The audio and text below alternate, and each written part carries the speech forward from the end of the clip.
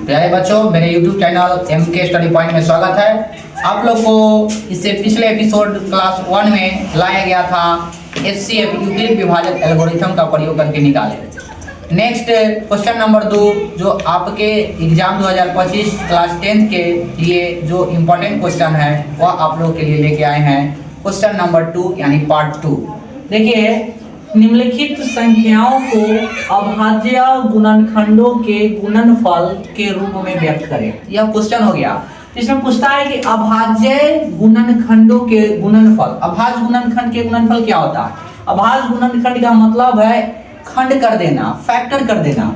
आप लोग भली भांति जानते हैं कि आप लोग एलसीएम जानते हैं। एलसीएम में होता क्या था कि 2, 3, 4, 5 डिजिट रहता था, लेकिन इसमें क्या है, कोई अकेला डिजिट है, सिंगल डिजिट है, और उस सिंगल डिजिट को आपको फैक्टर करना है। फैक्टर करने के बाद यानी खंड करने के बाद यानी एलसीएम जो हम लोग बनाते हैं उस तरीका के आपको जो नीचे गुना करके लिख दिया जाता है और उसको जो अंक जितना आता है उसको पावर के रूप में लिख दिया जाता है, उससे आपको आंसर आ जाता है। चलिए आप लोगों को बताते हैं। क्वेश्चन नंबर 140 है। क्वेश्चन नंबर 140 है। इसको आपको अभाज्य गुणनखंड के गुणनफल के रूप में लिखना है। दूसरा 156 क्वेश्चन है।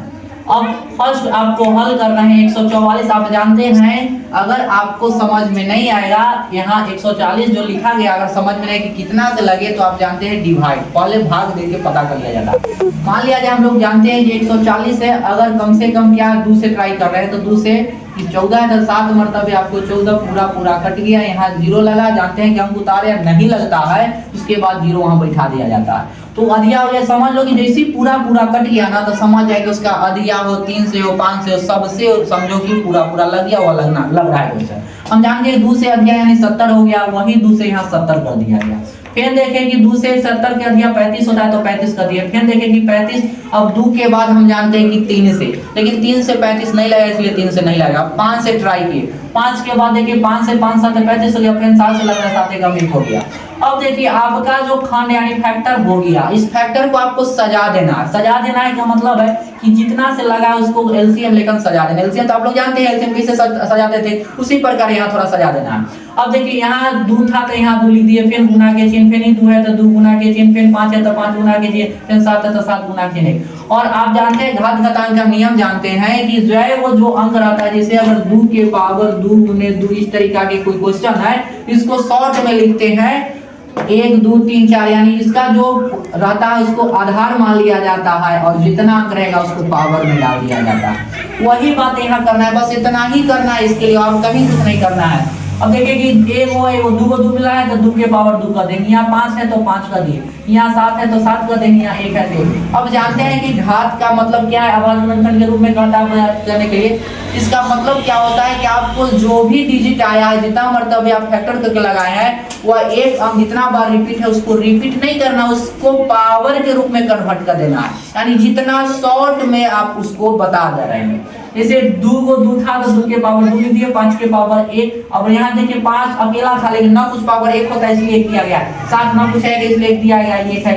अब आपको समझ में आ गया। इसी तरीका से आपको दूसरा नंबर भी क्वेश्चन बता दिया जाता है। देखिए इसमें आपको 156 नंबर है, 156 है। 156 को फिर उससे 2 से भाग दिए हम। अब देखिए फिर 2 से आप 156 में डिवाइड करके देखिए, अगर नहीं समझ में आता है तो 2 से 2 7 14 हो जाएगा। फिर 5 में 4 कटेगा तो 1 में 3 गया तो 3 कट जाएगा, इसमें 6 उतरेगा, 2 8 16। अब देखिए पूरा हमको कट गया। जैसे ही पूरा कट गया ना तो समझ जाओ कि हमारा जो भी अधिया 3 गुना 5 गुना जो भी लग रहा है उसको लग जाएगा। तो 2 से आपको 78 आ गया है। तब देखिए 2 से हम अधिया करके 78 लगाए। फिर 2 से देखें कि 78 आप डिवाइड होगा, फिर डिवाइड किए हम 2 से तो 39 आ गया। अब 39 2 के पावर में नहीं आता, आप 3 से ट्राई किए, 3 से 13 दिया 39 तो 3 से 13 हो गया।